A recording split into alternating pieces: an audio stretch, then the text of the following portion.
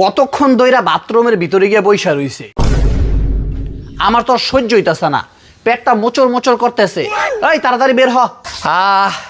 পেটটা একদম খালি এলো, শান্তি আর শান্তি। তুই কি বাথরুমে গিয়া ঘুমায় যাস? এতক্ষণ লাগে কা? ঘুমাই না তো বন্ধু, সময়টা কাজে লাগাই। বাথরুমে গিয়ে তুই কি কাজ করস?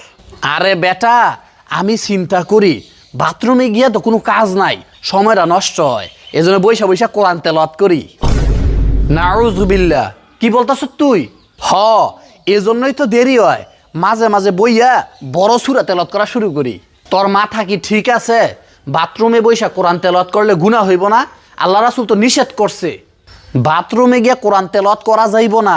এই দলিল কোথায় আছে? রাসূল সাল্লাল্লাহু আলাইহি ওয়াসাল্লাম বলেছেন বাথরুমে বৈশা কোরআন তেলাওয়াত করা যাবে না। এই হাদিসের মধ্যে কি আমার নাম আছে? তোর নাম তো নাই। আমাদের ফুরাকান্দি গ্রামের নাম আছে? না। তাহলে তুই কিভাবে বললি আমি টয়লেটে বৈশা কোরআন তেলাওয়াত করলে গুনাহ হইব? আরে হাদিসে তো স্পষ্ট করে বলা আছে। থাম থাম, বুঝছি ফারতি না। হাদিসের কোথাও বলা নাই পোরাকান্দি গ্রামের ইব্রাহিম টয়লেটে বৈশা কোরআন তেলাওয়াত করতে পারবো না। যদি বাপের বেটা হস তাহলে এরকম একটা দলিল দিয়া দেখা। তুই ঠিকই কইছত। কি বুঝলেন আপনারা? যে বুঝতে চায় না তারে কখনোই বোঝানো সম্ভব না। এরকম মানুষদেরকে আল্লাহ হেদায়েত দান করুক।